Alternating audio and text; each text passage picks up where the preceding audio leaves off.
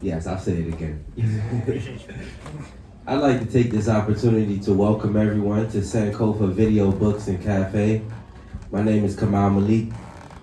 I'm here as a part of the team, and we have a very special guest today. We are going to be discussing the book Supreme Revelations, written by Kasan I Supreme, also Kasan Da Julah. Yeah.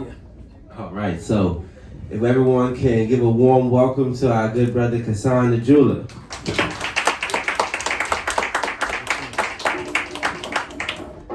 So I'm going to take an opportunity to read a bit of his biography and also get into a little bit about the book. Okay, so Kasan I Supreme, aka Kasan Da Julah, is a singer, songwriter, producer, entrepreneur, scientist, chef, martial artist, and author, and he is here to share his insight within the realm of knowledge, wisdom, and supreme understanding.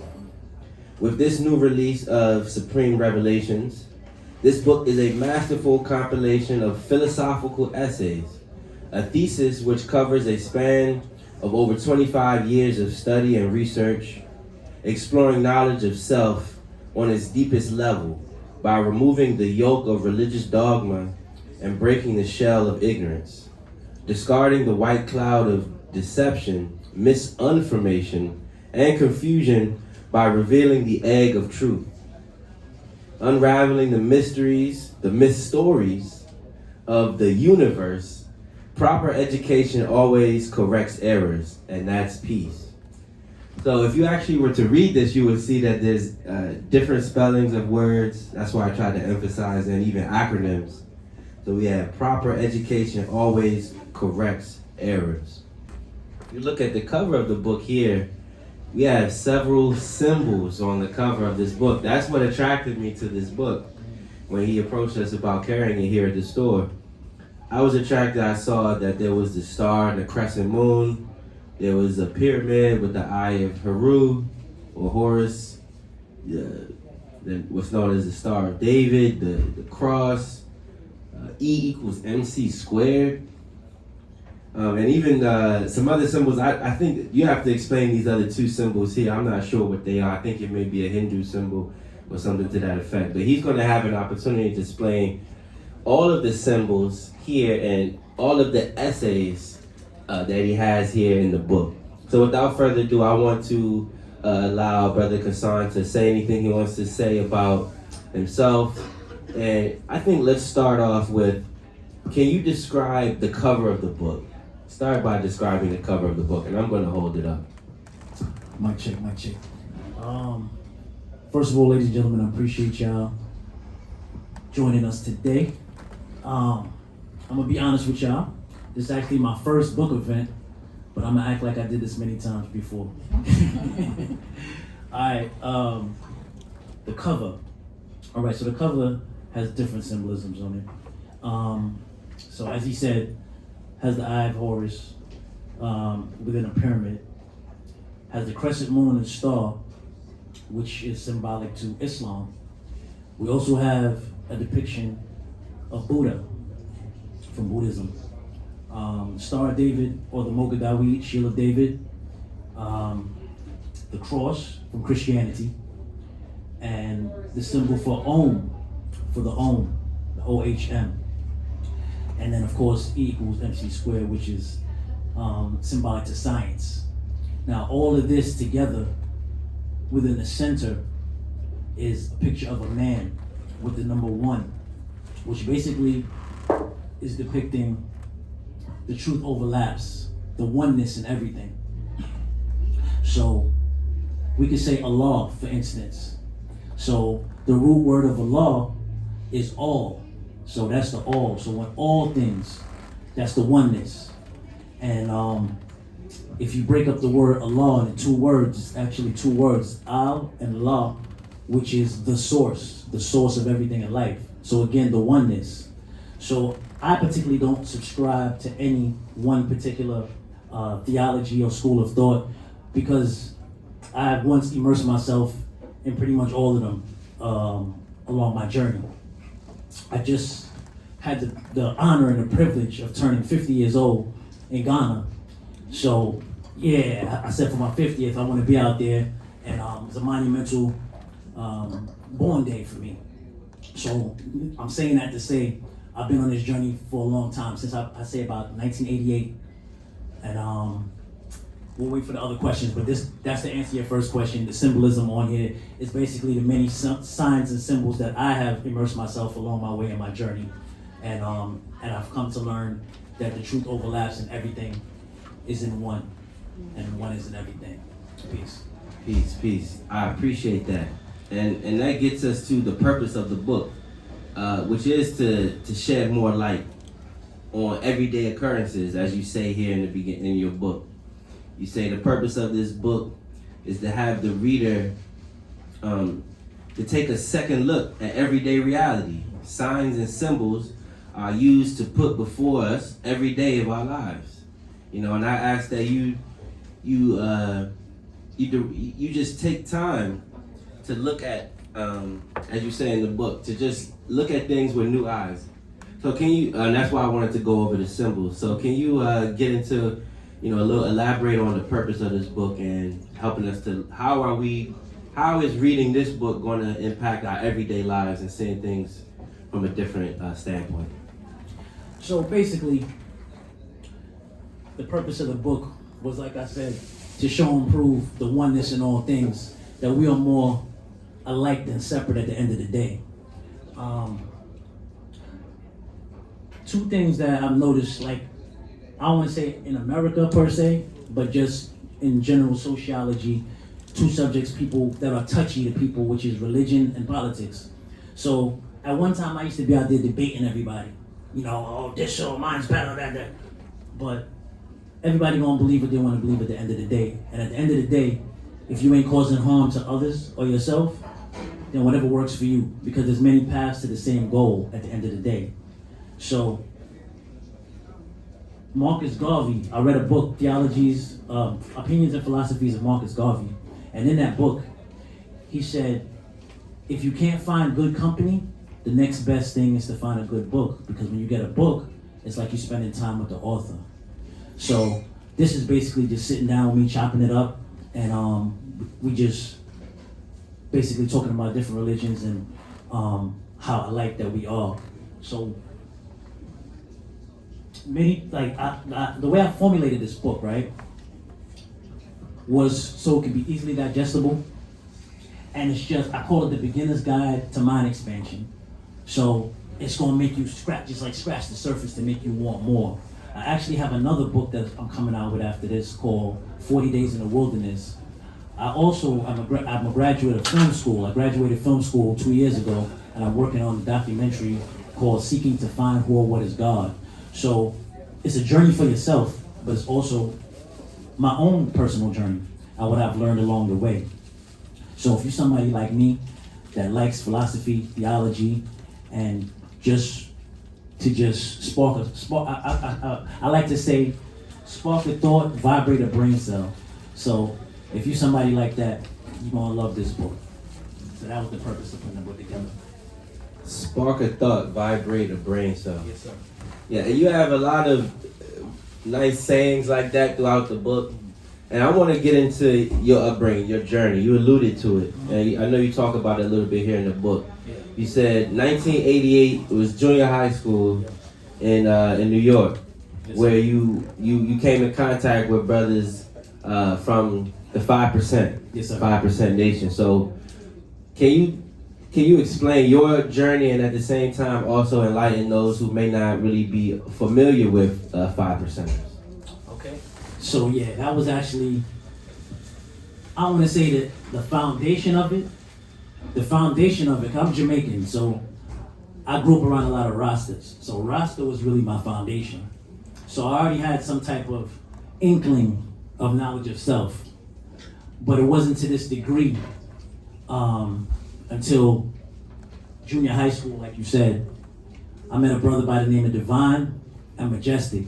Peace be on to the brother Divine. Divine passed away 2 years ago, but he taught me everything as far as this is concerned, even how to write music and all of that.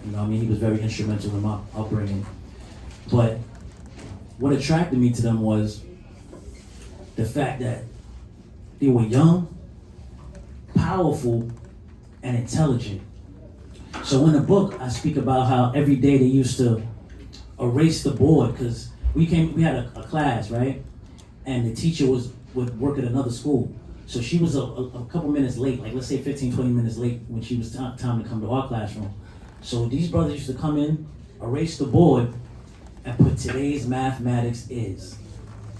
I'm like, yo, because the foundation of 5% is mathematics. So mathematics, for every number, there's a value. Every alphabet, there's a value. So today's the 12th. So 1 is knowledge, 2 is wisdom. 1 plus 2 is 3, and 3 is understanding. So you would say today's mathematics is knowledge, wisdom, all being born and understanding. And somebody would take turns, you'd have a circle, somebody would build on knowledge. Knowledge is the basic foundation of all things in existence. Knowledge is the key to unlock all those unawareness. Wisdom is the wise words of one possessing a wise dome. Wisdom is symbolic to a woman. Wisdom is symbolic to water. And then understanding is symbolic to the child. So 1 plus 2 equal 3. So man and woman make child. So that's knowledge, wisdom, understanding. And understanding, that's the order of operations of things. So in order for anything to take place, you have the knowledge, you have to think about it first. So knowledge, let's observe, you're gonna think about it. Wisdom is the act of making it happen, right? Putting it together. Understanding is when it's manifested at the end of the day. You know what I'm saying? And I like to also speak about that because y'all know the analogy of the 3 pigs, right? 3 little pigs. So those are mentalities of people. So you have, remember the first pig was the pig, he made straw. He made his house out of straw. That's symbolic to somebody that comes up with ideas but never does anything about it. Then the next pig, he constructed his house out of wood. Those are people that start things and never finish. And then you have the brick, which people start things and see them out through the end. So again, knowledge, wisdom, understanding. You know what I'm saying? So all of these things had, you know what I mean, like had an instrumental inspiration on my upbringing when I'm seeing these large groups of intellectual moving forces, black energy in motion. And I was fixated by it. I said, whatever they are, I need to be a part of that. So I studied that from 1988 all the way up, like I'd say till I joined the military. I joined the military in '93, and when I joined the military, again I started to meet other different people, other different schools of thought, people from different walks of life. That's when I was introduced to Islam, as far as in the East. For those that don't know or are not familiar with 5% Nation of Gods and Earths, it's an offshoot from the Nation of Islam, which is W.D. Farad, Elijah Muhammad, that vein, Malcolm X, and of course the Honorable Louis Farrakhan. So that's what we call Islam in the West. Islam in the East is traditional Islam, as we know, like the Kaaba, the Black Stone, your pilgrimage, Juma, which is praise on a Friday. So this brother that I met, he introduced me to the mosque, to the masjid, and while I started going there, learning about Quran. But for some reason, the Quran never really resonated with me. No disrespect to anybody that studies Islam, because from what I see, Islam is love. You know what I'm saying? And but it just never resonated for me. I think that, to me, every time I read the Quran, it just seemed like I was being threatened. Like, you better do this or else the hell's a fire. You know what I mean? Like, it just didn't sit well with me personally. So then from there, I started studying Hebrew. Again, you have Hebrew Israelites, different walks of life. So you have these brothers that, you know, I'm sure y'all have seen them. They dress in purple. They're out there in, large groups. And then these other brothers, they used to wear like leather belts in New York. You used to see them on the corner with like bull horns. And again, they'd be threatening people. I remember one brother said, "We're gonna stop talking to y'all black folks and start killing y'all." I'm I'm like, oh, whoa. You know what I'm saying? I'm like, whoa. So again, these things wasn't resonating to me. And perhaps they didn't do that all the time, but for my journey, I see the Most High as time and space. And for whatever reason, at that particular time and space was when I was supposed to hear that to guide me somewhere else. So I was studying, there's a brother named Ben Ami. He has a community in Israel. And I was rocking with those brothers. So I learned how to read and write Hebrew. I was going to temple on Saturdays to Shabbat. And I studied that for a while. Then from there was one, not to mention Rasta. Like I came up Rasta, like around Rasta IGI. My father's a singer, original Prince Jr. If y'all familiar with reggae music and Dennis Brown, he was best friends with Dennis Brown. I actually have a documentary online about my dad and his contribution and his work that he did with Dennis Brown. And I was always around that element, Rasta music. That's something that I could never deny. It was in my heart, in my veins. I just said, whatever vibration that is, I needed to know more about it. So with all these different things, I had the Islam, the 5%. So, again, if y'all don't know about 5%, I forgot to even go on what the philosophy of 5% is. So basically 5% is separated into 3 groups. The 85%, which they say are the dumb, deaf, and blind, poison animal eaters, slaves of a mental death and power, who do not know who the true and living God is, who worship but they know not what, and who's easily led in the wrong direction, hard to be led in the right, which we say is the cattle, the sheeple as people call it nowadays, that's just going around following and don't know who they are or where they're going, they're just following. Then you have the 10%, the rich slave makers of the poor, who teach the poor lies to believe that the almighty true and living God is a spook that cannot be seen by the physical eye, also known as rich bloodsuckers of the poor. Now those are people that know, but they use it for gain. You know what I mean? They use it for their gain. So they know the truth, but they use it for devilishment. But then you have the 5%, you know what I mean, who basically know the truth. So now, the truth of they self, and they don't believe in a mystery God.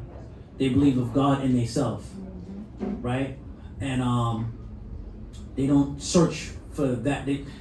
So the Son of Man have searched for trillions of years and was unable to find the so-called mystery God. So instead of wasting time searching for that doesn't exist, they started teaching that you are, anything that you do, you the maker of that, right? If you make a mistake, you got to pay the consequences for that. You can't blame nobody else. So that's basically what it is at the end of the day. So I studied that for a while. Pretty much a large portion of my life. Rastas, you have, a lot of people don't realize that you have different sects of Rastas. So you have 12 tribes, Rasta, who they kind of like symbolic to, not symbolic, but similar to Jewish, but they deal with Jesus. No other sect of Rasta deal with Jesus. So that's why a lot of other Rastas fight them, because they still got the same pale-faced Jesus, and they're like, yo, hold on, I thought we was going away from that.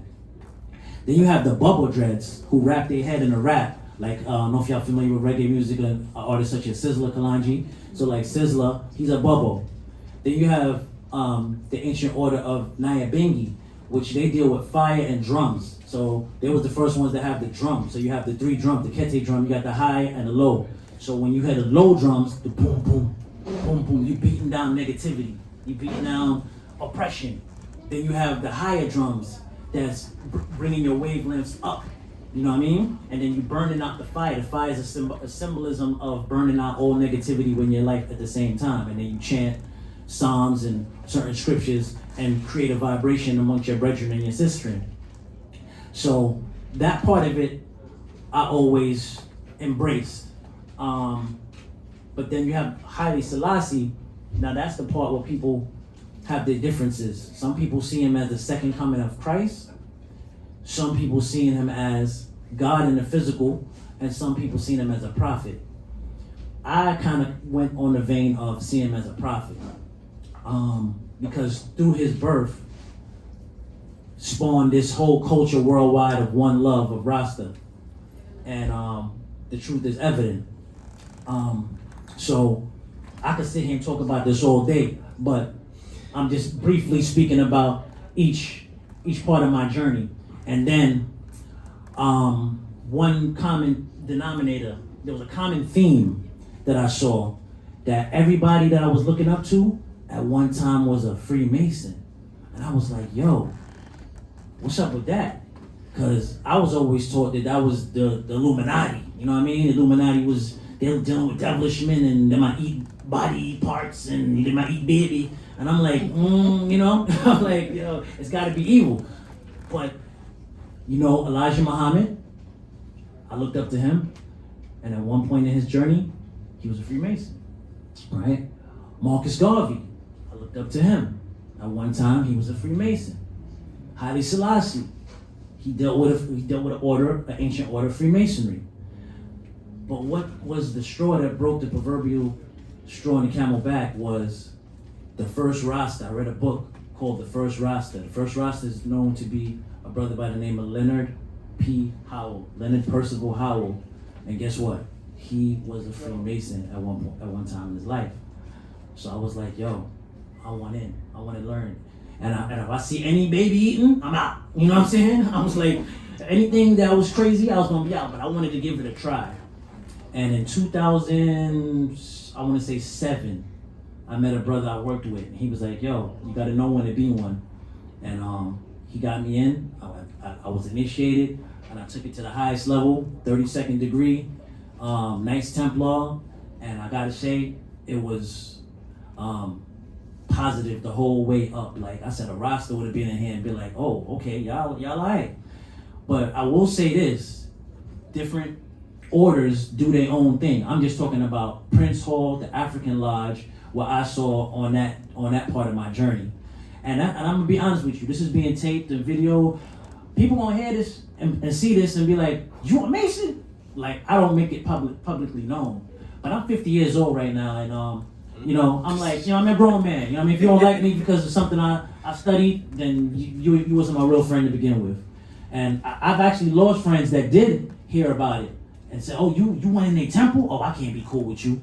I'm like, word? Like, as positive as I've been in your life all these years? You know what I mean? So I think that all stems from a misunderstanding Right. and fear. Fear. And I'm very happy that you was able to talk and tell your journey, because your journey is a journey that's here in this book. Yes, sir. You know, it's your testimony, it's your what you see, your view, and the knowledge that you picked up over the years. Indeed. And it's vast.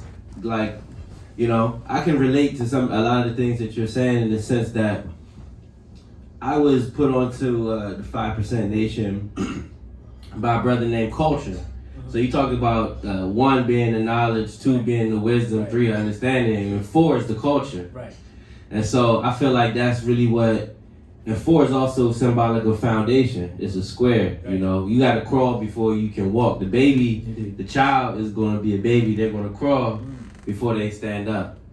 I love, one thing I love was just learning the numbers. I didn't, study very deep into it.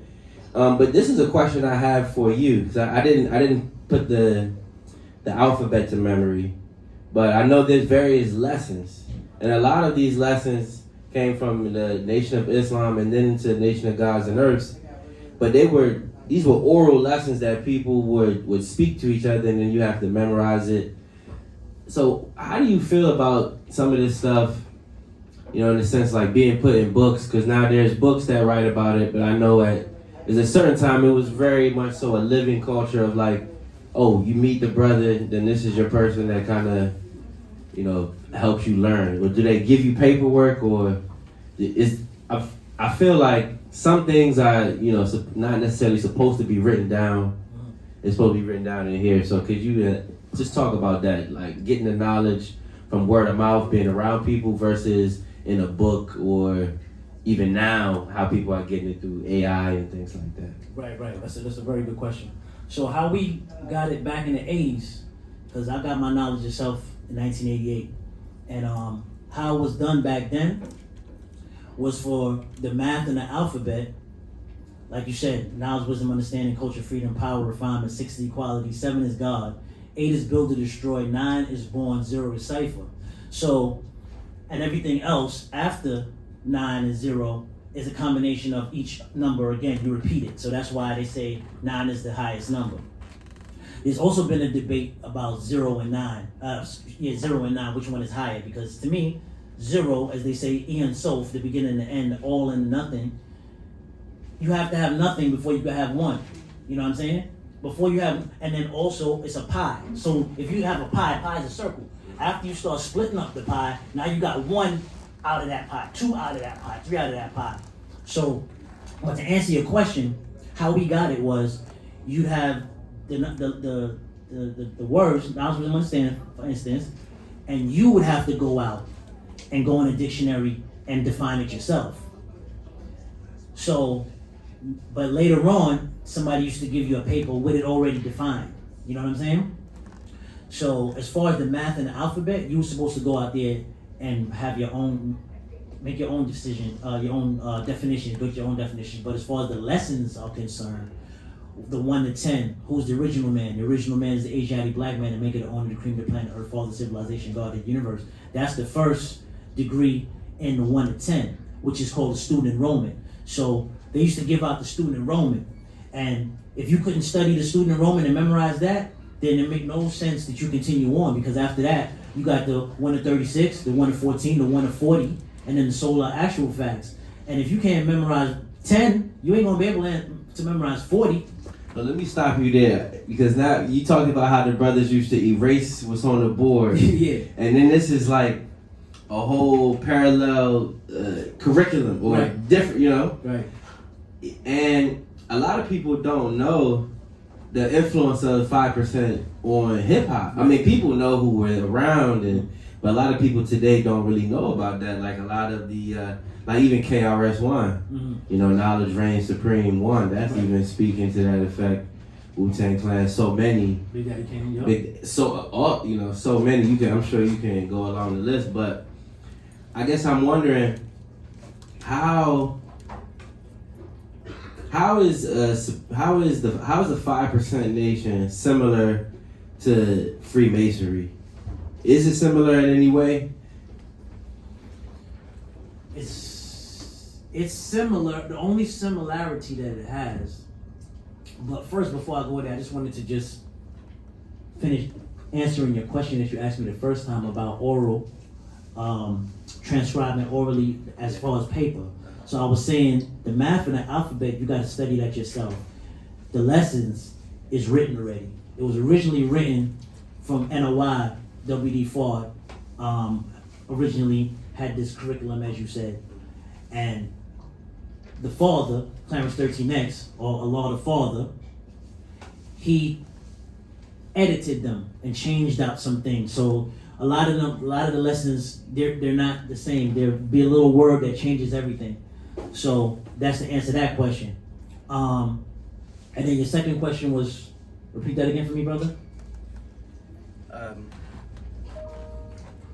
think the question was just around. Is it from similarities with Freemasonry? Yes. Right.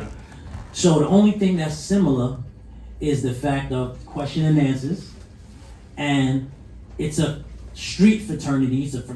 You could call it a fraternal organization as far in that regards, because you have the musical fraternity as well, but it ain't officially a fraternity, if you get what I'm saying. It's actually opposites, because the opposite of it is Masonry keeps secrets, and that's the science between them and the 5% Nation was like, no, we bringing the knowledge out, taking it out of the mosque and bringing it to the people. So the father, what he used to do was he's like, who's teaching these people in the drug dens and the gambling halls? So he would go out there where, as an NOI member, wouldn't be allowed to go there. So they just missing out the knowledge. So he cleaned up a lot of these brothers single-handedly. So they're opposites. But some may say some things, you can't cast pearl before swine, and you want to be like the letter K in the word knowledge. The letter K is silent. So you can't teach everything to everybody. Peace. So they're still, they're still dealing with this esoteric knowledge, but however, one is going into the streets to spread it, and the other is keeping it in the temple. Indeed. Okay, so yeah, that's kind of what I was getting at, because it's all use of symbols. I mean, that's just the part that fascinates me, and I want to get into a little bit of these questions that I have, and then we can open up to the floor. Mm-hmm. What was your process for writing the book? Because there's so many different essays in here, and I want to just read a few of the names of a few of them, just so people can get us hear the depth and the breadth of it. You have.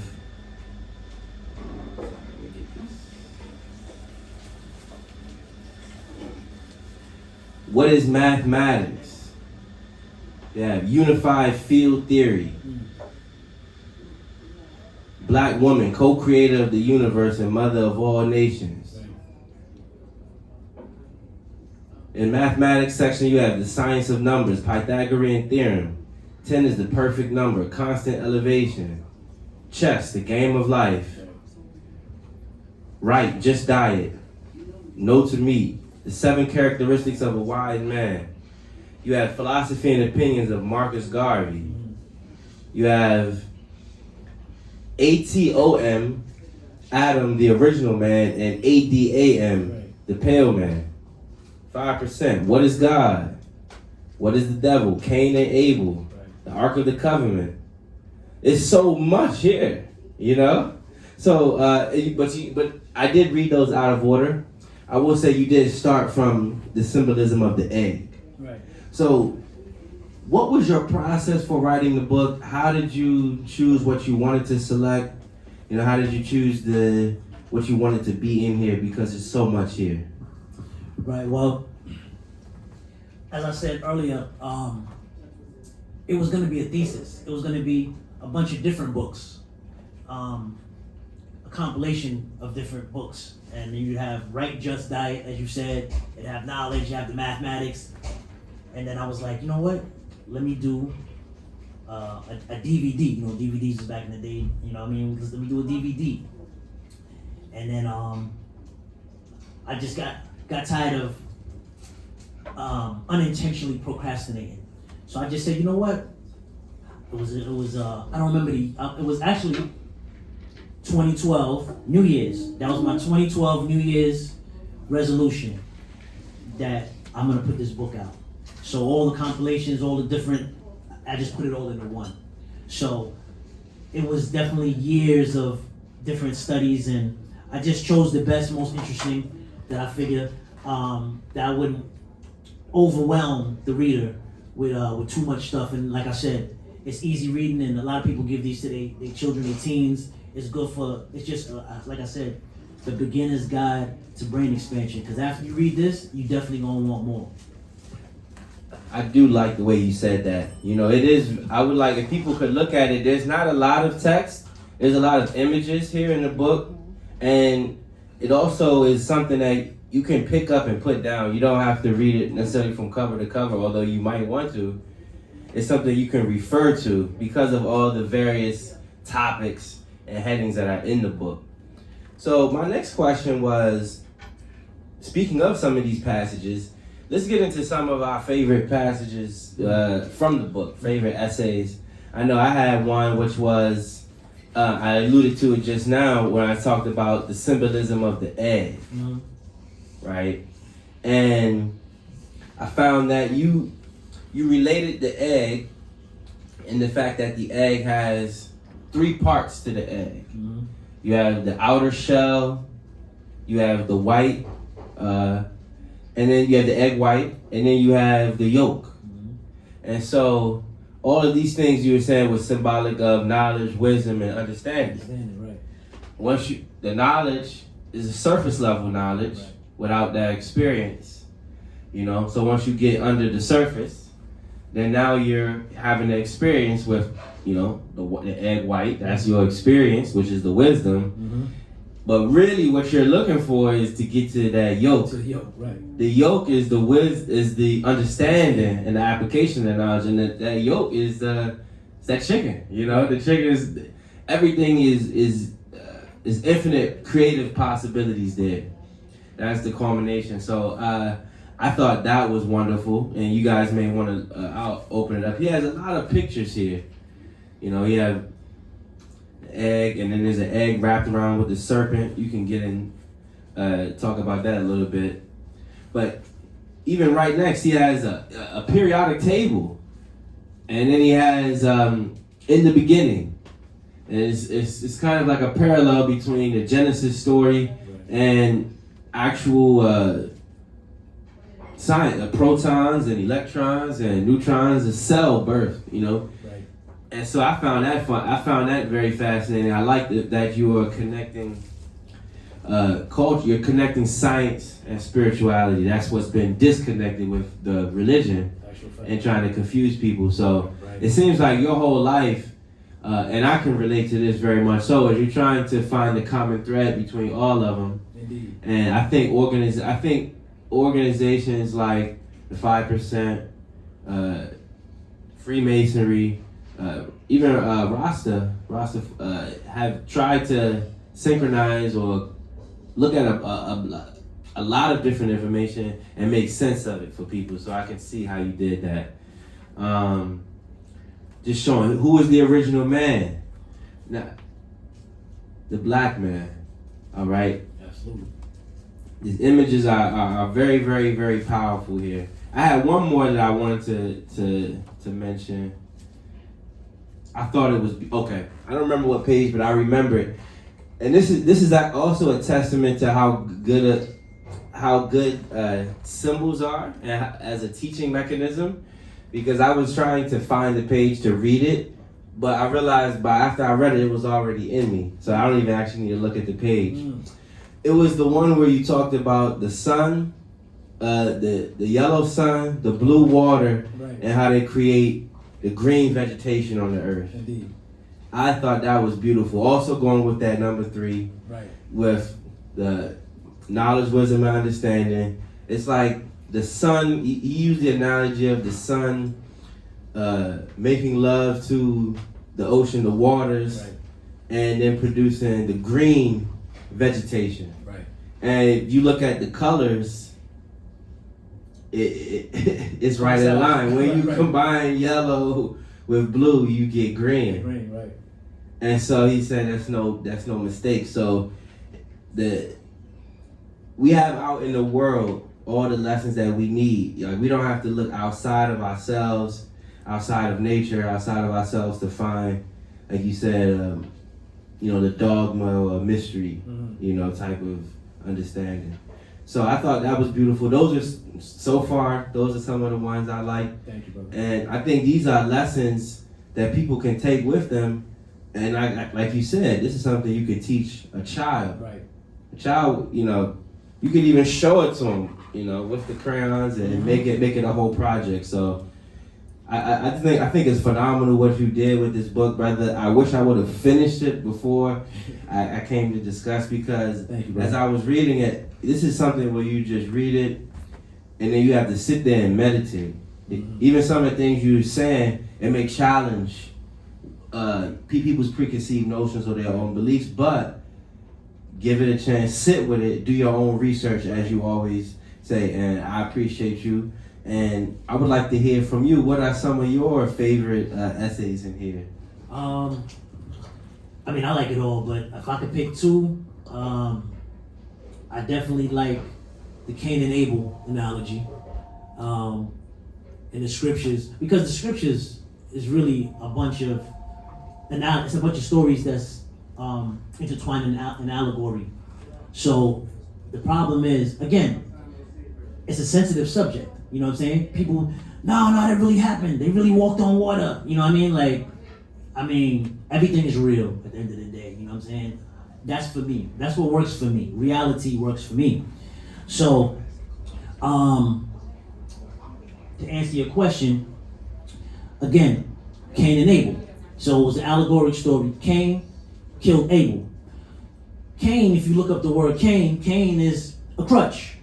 So Cain is you not taking responsibility for your own ways and actions, you leaning up upon something. It's the opposite of being able to do something. You know what I'm saying? So that was the science, the analogy of Cain and Abel. You want to be able, you know what I mean? You don't want to be Cain. So that's the science when Cain killed Abel. So you could read more about that in the book. And my second one is, that I really love, is the science of Adam. So they say that all life started from Adam and Eve. All right? So, again, everything is real. It's not A-D-A-M, it's A-T-O-M. It's an atom. That's where all things exist from. Because remember, solids, liquids, and gases, that's reality. So us as living beings, we started as a gas, then liquid, the sperm, egg traveling, then bone and flesh became the solid. So knowledge, wisdom, understanding. Once again, right, exactly. So that's the atom. All things started from an atom, and the difference between a solid, liquid, and gas is all the same thing. It's just the vibration of the frequency. One vibrates faster or slower than the other, because the solid, liquid, and gas is the same thing. That's why they say when you return to the essence, when somebody returns to the essence when they pass on, they go back to the gas form. That's what people say, oh, I felt something, and people call it the spirit. You know what I mean? I felt my granny or something, you know what I mean? Because they still exist in the gas form. Now, if you have the science, we could debate reincarnation, that could be debated. I did an actual school essay about reincarnation because, again, it's atoms. And they say that the same atoms that's in a desk could be in, you know, that was in Jesus, or, you know what I mean, or somebody else that you might know, like wherever they may fall at the time. But atom, and then that's the beginning of life. And then what is Eve? Eve is an atom that's been evenly split, because we know the science of duality. So the whole universe is based upon duality, right? The feminine and the masculine principles, yes, of the universe. So that's man and woman, masculine and feminine. That's Adam and Eve. And that's one of my favorites. Peace. Yeah, this is. You can relate. Yeah, sure can. And we're gonna get you. Oh wow, this is wonderful. This is wonderful. So, you know, what do you say to people who hear what you're saying? They say, well, this is the English language. Maybe the etymology is a little bit different. Mm-hmm. Because this is something that often comes up when, you know, when someone, you know, with text, someone would say, oh, don't say good morning, say grand rising. Right. Because you don't want to be mourning, you know, the death of someone or something. Right. But that's the mourning of M-O-U-R-N-I-N-G versus M-O-R-N-I-N-G. But then they say, well, English is a trick language. Right. A language with a lot of trick knowledge, how you can say one thing and it be the opposite, Right. or something different. You know, read and read and read and so on and so forth. We got silent letters. It's a hodgepodge language. So what do you say to people? I mean, to me, this is what I think Mm-hmm.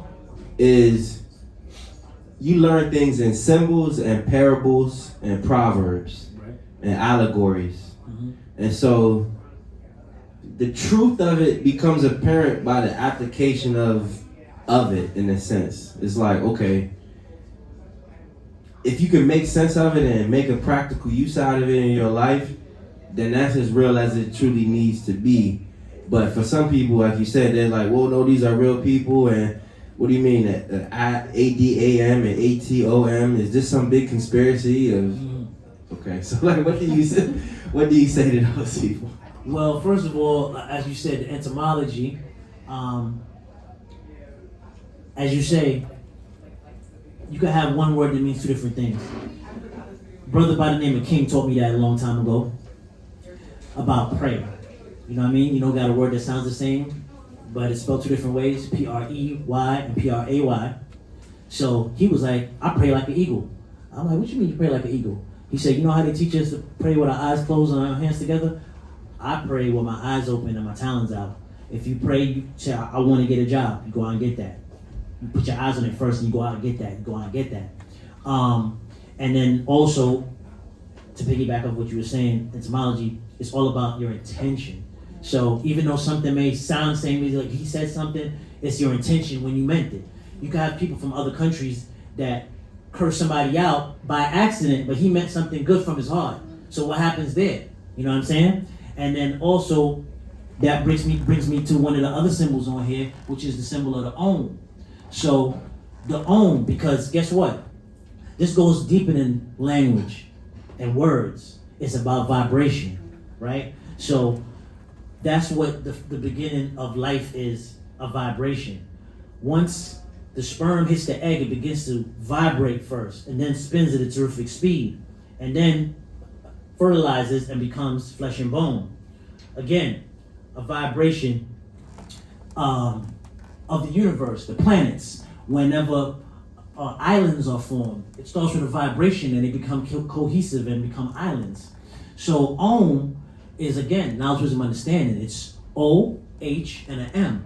So the O from the back of your throat, O, the H from the middle, and the M is when you purse your lips. So it's Om. So that vibration. So then we go beyond words and communicate through vibration. So because again, these languages and texts is what separates. You know what I'm saying? I've traveled a few places, and everywhere I travel, I try to learn the dialect. And I've learned that language is a barrier and also a bridge. So if you learn, people that wouldn't normally speak to you, when they hear you speak any language, they're like, oh, okay, you know what I mean? Because Asians, not Asians like it's Chinese, my great-grandfather's Chinese, and Asians, if you notice, they're aggressive, you know what I'm saying? And they, to themselves, they rarely marry outside their race, you know what I'm saying? Ethiopians also, you know what I mean? A lot of people within themselves, you know what I'm saying?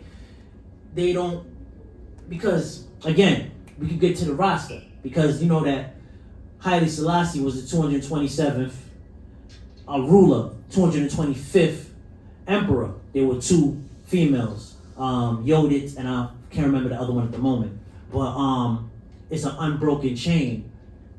No other colonies or anything came in and infiltrated that bloodline. You know what I'm saying? Because of that. So I'm saying all that to say, once they hear me speaking a certain, you know what I'm saying, speak a little Amharic or speak a little Chinese, they be like, oh, who wouldn't have normally spoke to you, they speaking to you now. Like I used to go to a Chinese restaurant just to do that. I go in there and be like, Loje banga masifana. They be like, what? You can speak that? Yeah. So again, it's about vibration and intention. So that's to answer your question about the etymology and the separation of language. Peace. Yes, I think these conversations are very, very interesting to me. And it's like, it's levels of understanding. Is what we're learning is that there's levels of understanding, because it's like, I know when something is going over your head, a lot of times people have a tendency to dismiss it, or if they can't quite follow the linear, we're taught to look at things in a linear fashion, or the linear logic of something, but if that combination is not just directly like A, B, C, D, E, then a lot of people can't follow it. So how do people take your book, you know, because when they read this book, their mind, say if I have some knowledge of a lot of this stuff, but not everything in here, not in the detail, the way you compile it, your specific slant on it. But so it's like refining my knowledge by reading this book. But I know if I just came in, it didn't have no knowledge or anything, you know, this book could possibly like blow my brain might explode, because it's like, yeah, you know. And so like, but I will say, it may feel that way, but the way you write it, it is very reader friendly. The pictures are there, and you do go from, there's a process how you build up your thoughts throughout the book as well. But how can people, you know, learn? How can they move from knowledge to understanding? You know, say they read your book and they want, I know you did put a reading list at the end. So what are your suggestions, you know, for people to learn? When they read your book, how can they add, you know, in their life to to enhance the experience. Right. Because I guess my point is they're gonna feel like doing something. This type of book that makes you feel like, okay, I gotta do something. Like, you know, what should they do? What can they do? Right. So, as you said, the way I wrote it, it was a build-up. It's a journey. So I started out with a bunch of phrases, a series of phrases, just to get you warmed up, and then take you through. And along the way, you might see certain things that make you want to go and explore more on that particular subject. That's why at the end, I put a list of suggested reading that could, again, enhance you on your journey. The first book that I read was From the Browder Files. Yeah, that's the Browder Files. I love. Shout out to Tony Browder. Yeah, Tony. Definitely. That was my first book that took me to, you know what I mean, out of just kind of waking up my consciousness. And then As a Man Thinketh is another book. And the companion book to As a Man Thinketh is At the Feet of the Masters, which is, again, very small. As thin as A Man Thinketh is that small little book right there. And then I started diving further, Philosophies and Opinions of Marcus Garvey. That's a great book. During your journey, you know what you want, what's magnetizing you. Like, you know what I mean? Like, everybody, many paths to the same goal. So what's good for me may not be good for you, because guess what? The truth is relative, right? So there's not just one truth. People argue that, like, there's only one truth. There's many truths, which is indicative upon you. So you and I could be sitting in the same room, right? You saying you cold, I'm saying I'm hot. Who's lying? Who's telling the truth? Because I see your goosebumps, you see my sweat. So, you know what I mean? So it's your truth. So once you're on this journey, you'll see, oh, I like what brother said about Rasta. Let me learn a little bit more about Rasta. I like what he said about, you know, Nation of 5% God's on Earth. Let me learn a little bit more about that. So I used to be strictly God's and Earths. I'm at the point right now, I'm not in no category. Like, I graduated that school of thought. I no longer consider myself a representative of, you know, like, I don't represent the Gods and Earths. I can tell you what I learned along my way. I visit the school, I got nothing but love for the brothers, but I continue on with different things that they might not necessarily agree with. So I just became my own man, let's put it that way. I became my own God, you know what I'm saying? Where, you know what I mean? Like, I didn't care about the judgment of others. Why are you doing that? Why are you doing this? Why are you doing that? Like, I got tired of that feeling. You know what I mean? And that's with all of them, with Rasta, Christian, with everything. You always have a group of people within that. Because again, 85%, the 10%, and the 5%, that's with any circle that you encounter. That's with Christians, with anybody. You're going to find the majority that just is following, they just here. The 10% that's there, that's using it for their gain. And then you got the real, true, and living. And I like to say, like, how you know a real Rasta is by their smile. I know you'll know what I'm talking about. When y'all meet a Rasta and y'all see a certain smile, you be like, you know what I mean? That speaks volumes. You know what I mean? It's beyond the rhetoric that people are saying, because again, everything is a vibration. You know right and wrong because you know what it feels like. You know what I mean? So yeah. So in a nutshell. Thank you so much for being here. Thank you so much. And my last question before I open it up to the floor.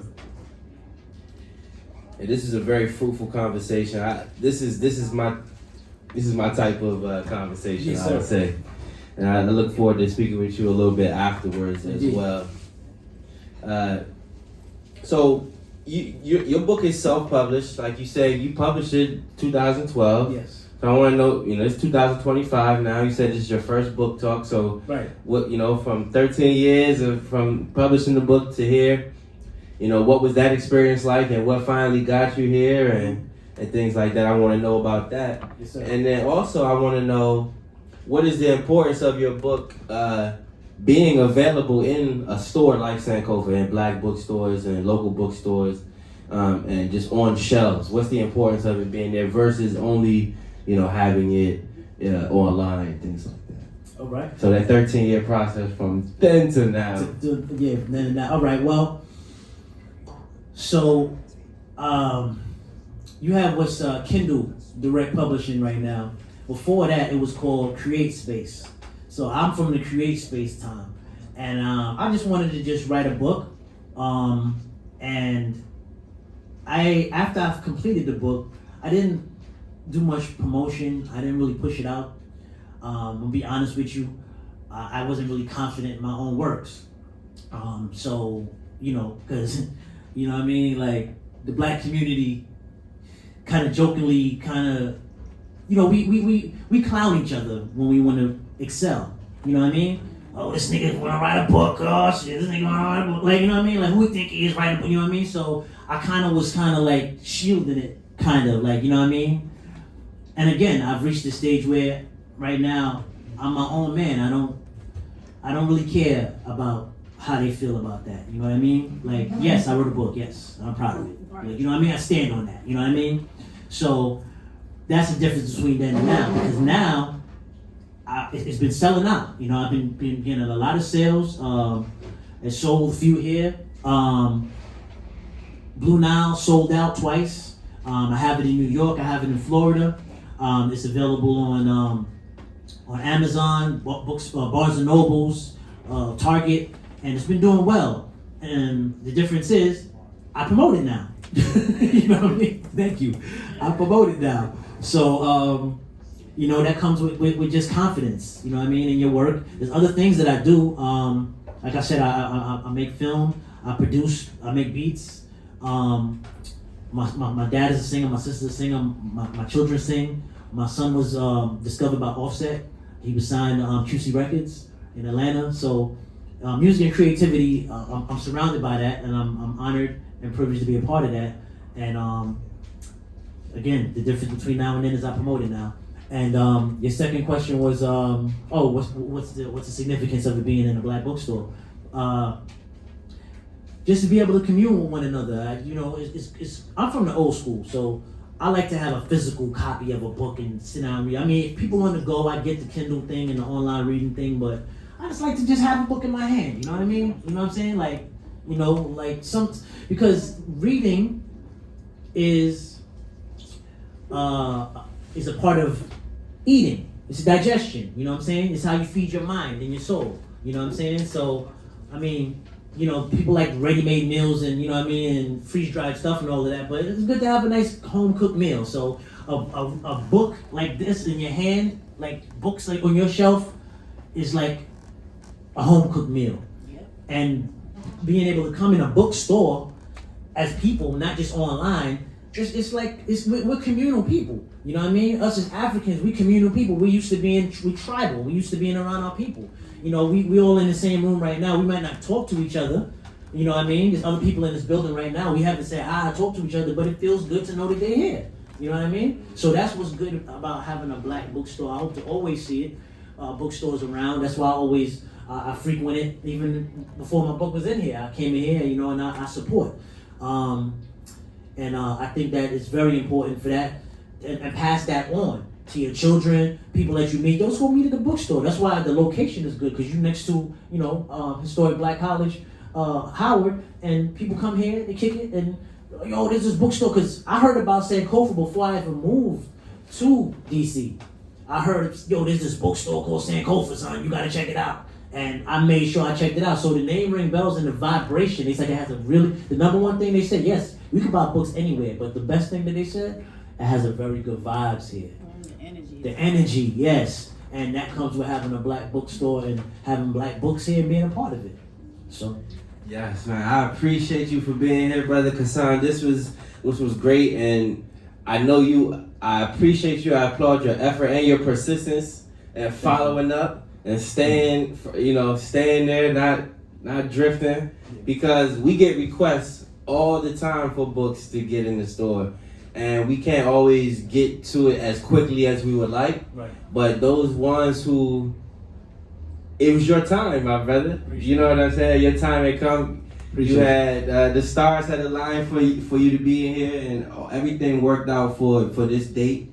And this is a date in history. I'm happy to be the one to interview on your first book event, and I'm happy that this book is out here, you know, for people to stumble upon. See, they say don't judge a book by its cover. However, we are looking at book covers to see which one we're going to open up. Okay. Right. That's true. And so, Very true. if you see this book, you may not buy it, but I know one thing: you're gonna look at it. Right. I know it caught my eye. Yeah, you either gonna be like, you know what, I'm not opening up that book because I'm not quite ready, or you're like, oh yeah, this is a book I'm about to open up and dive into. So I appreciate that, and I did want to open it up to the floor for questions. Does anyone have any questions? Yes. I knew you had a question. Questions.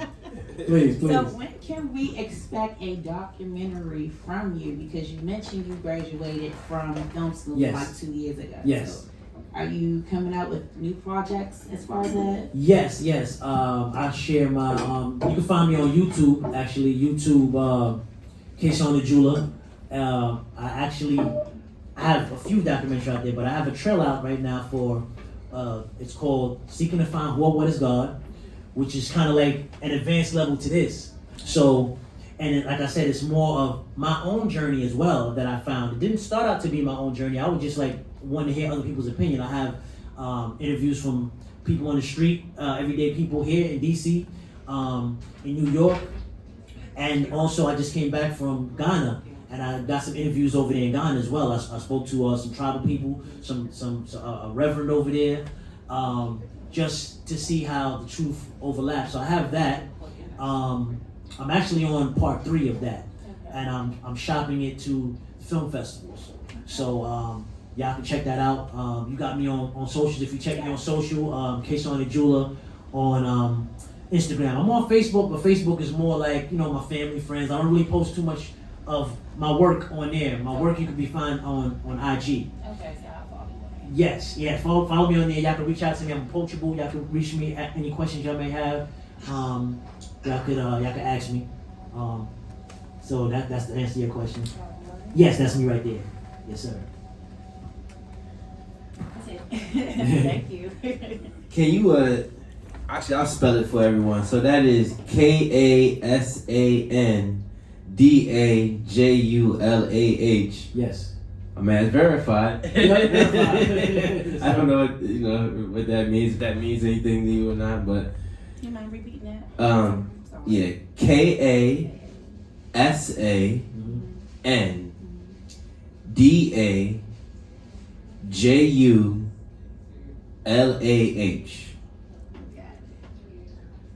Yes.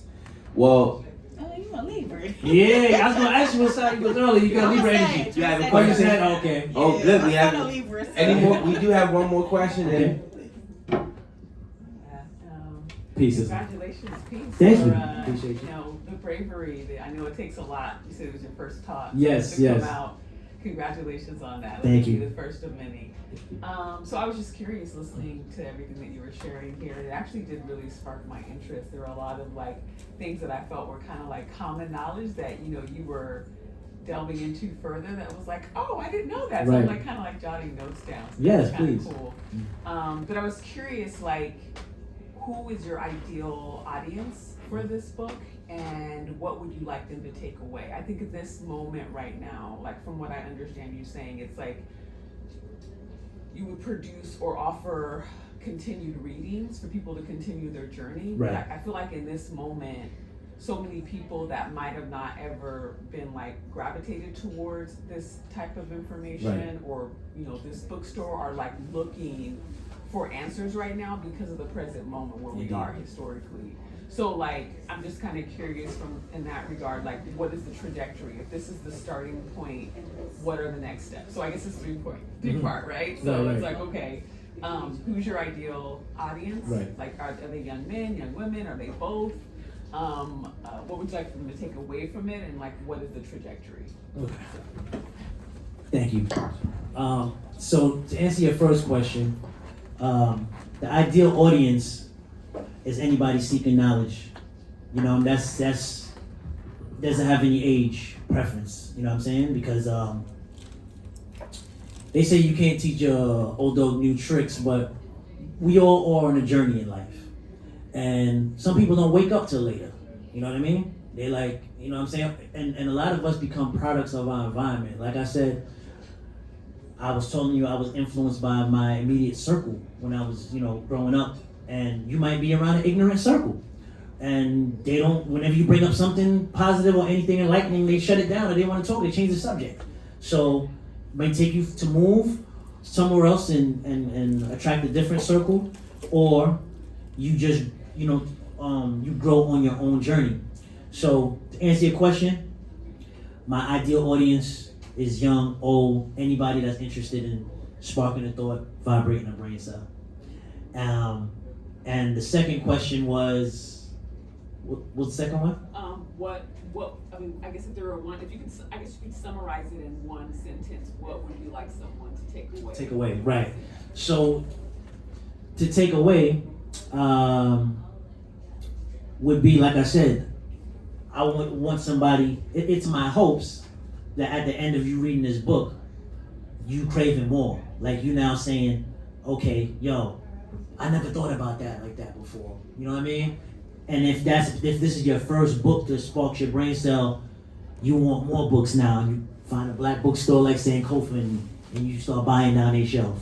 You know what I'm saying? So that's really what it is, to just open your eye, open your mind, open your third eye, because they say your third eye, just eating bad food and being around, bad energy and bad vibrations, your third eye becomes calcified.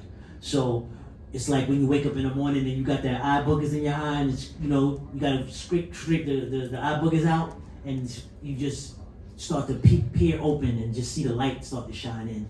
And then as your journey intensifies, your eye begins to open more and more. And your third question was? Further suggested reading. Further suggested reading.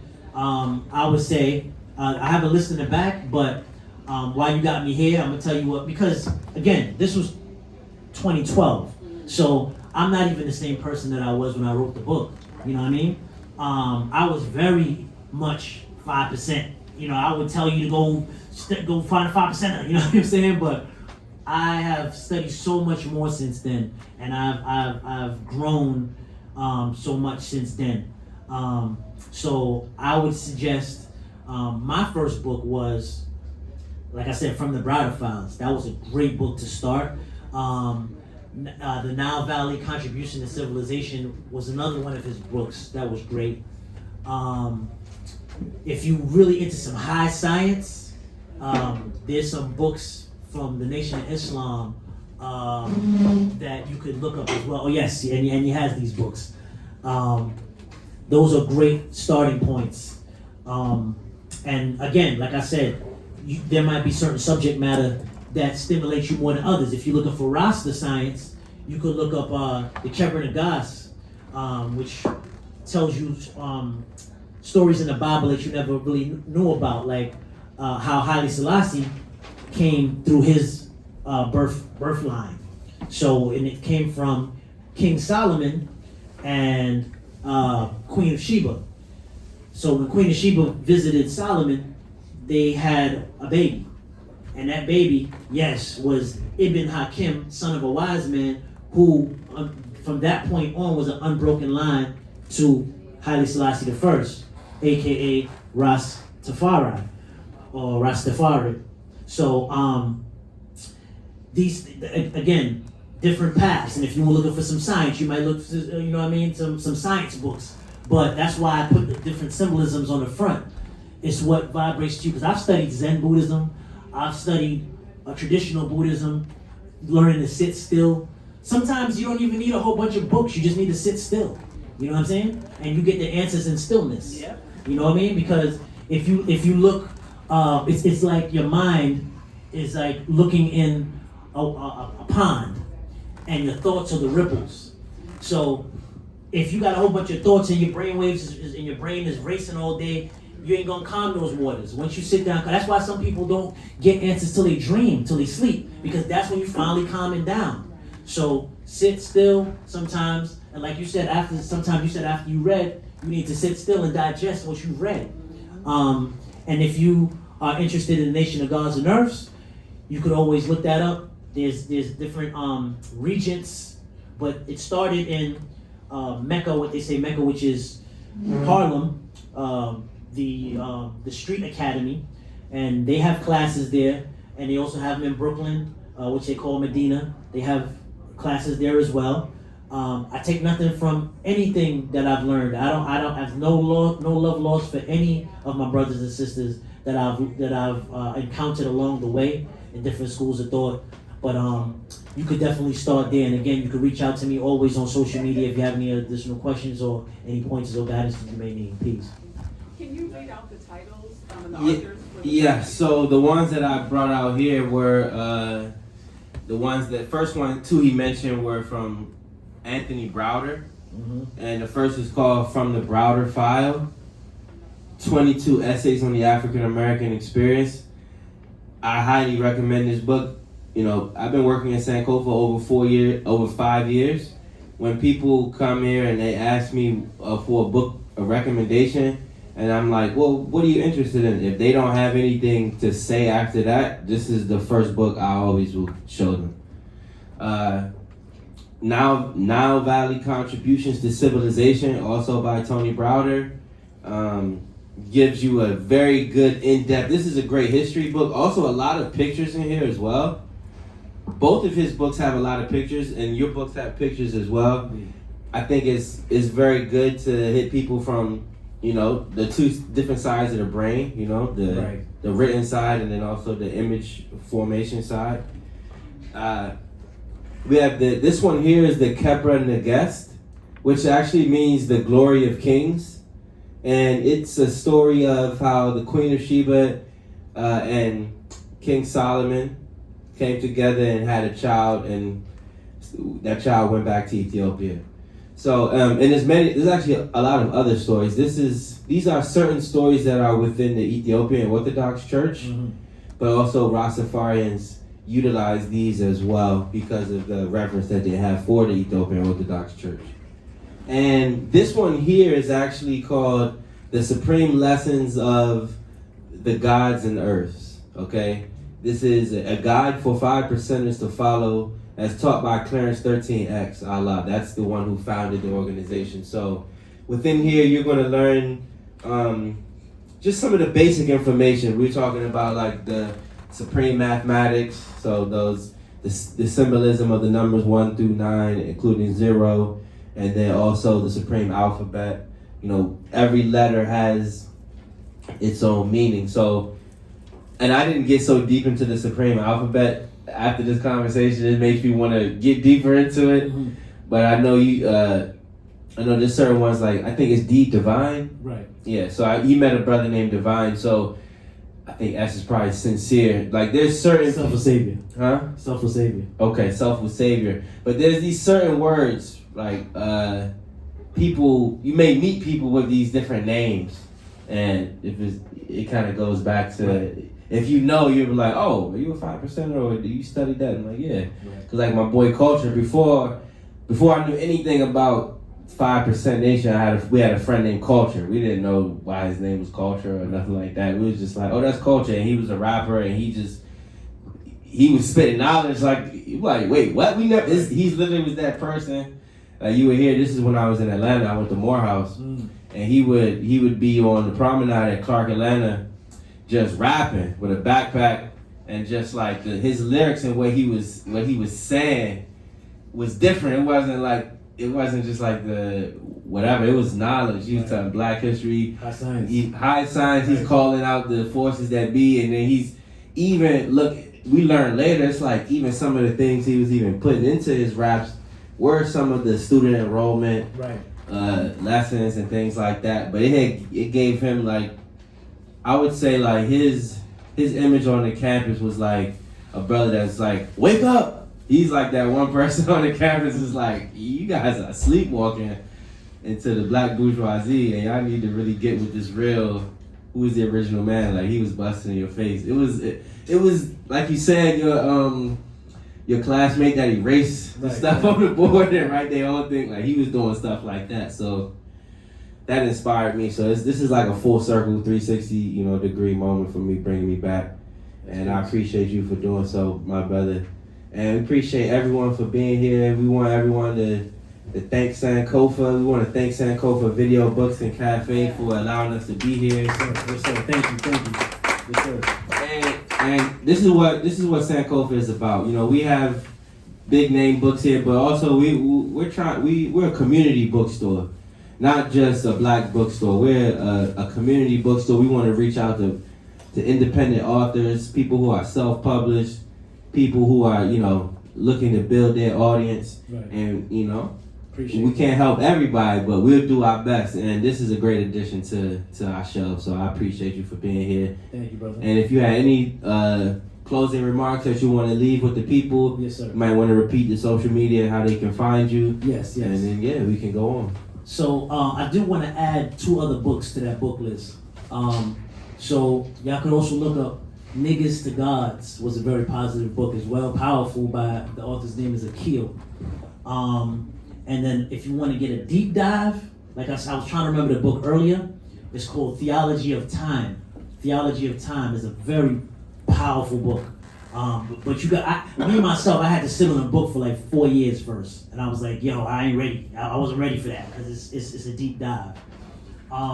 So yeah, you can add those to your reading list as well. I do want to say this though. I do want to thank you, brother, for inviting me here because this actually, I'm gonna be transparent with you. I used to suffer with anxiety, right? I really had a hard time speaking in public and going to public events and talking to people. And this wasn't my idea. This was your idea. You know what I'm saying? He was like, no, we doing a book event for you. And I'm like I didn't ask for that. but I said, let me challenge myself. Let me see if I could do it. You know what I mean? Let me see if I could do it. And hopefully, my nervousness didn't translate that much, you know what I mean? And I was able to, you get my point across to y'all. And this helped me because now I want to do another one. You know what I mean? So thank you. Thank you for that. Yeah, we all get nervous. That's part of it. And if you don't have nothing to get nervous about, that means it wasn't worth it in the first place. So that's just showing you, you on the right path. We're on the right path. And whether we make a mistake or not, it's not about making a mistake. It's about getting back up. Right. I was going to share, there's a saying that I tell my students. And is that Hold on, we're going to get you the mic so everybody can hear you. I was gonna say there's a saying that I tell my students is that you don't have to be great to start, but you have to start to be great. Right. So, just Facts. putting yourself out there and honing, and they always say the expert spends more time practicing, whereas, the amateur spends more time performing. So it's just all about spending time, just new iterations of yourself and studying and looking at others, and you'll continue to grow. So Indeed. Thank you for that. Appreciate you. Yeah, when I was in Ghana just now, I was doing an interview with this roster, and he was saying the hardest thing for anybody, for any great accomplishment, is to start. Yeah. You know what I mean? To start. So, and that brings us back to the analogy of the 3 little pigs. I'm happy. I was going to say it if you didn't. And I think it just, all of these, this brings back to the point, I want to close on this point. There's, they say a picture says 1,000 words. You had symbols. Before we had the alphabet, we had symbols that represent things. So that's still a communication. Even the way somebody's wearing, even the way someone is dressed is a symbol, So you have symbols, you have proverbs, you have, analogies, you have allegories, and these are various ways to truncate in immense amounts of knowledge into something very small. So even that last saying that you said, you don't have to be great to start, but you have to start to be great. And that experts are those that spend more time practicing versus amateurs spend more time performing. Along with all the symbols on this book, the numbers, the symbolic nature of these numbers, the alphabet, there's so much knowledge and wisdom in a simple form. And I just think that's something that we can carry on to this day. Like you said, this was it's like kind of I want you to repeat what you said again about what this book is, but it's basically a primer. The beginner's guide to mind expansion. A beginner's guide to mind expansion. Right. That's what I want to leave. That's what I want to leave everyone on, is that Supreme Revelations is a beginner's guide to mind expansion, and you just build out from there. That initial seed, it'll grow into a forest, if we water it and care for it. So thank you for being here, Brother Kasan. Thank you, Thanks brother. everyone for being here. Thank y'all. Appreciate it. My brother. Yeah, man. Yes, sir. Good, man. Yes, sir. I know I was just like, yeah, this book, this is a good one, man. Just the fact that you happen. Yeah, I'm going man. home. I can't wait to hear your review. Yes, I definitely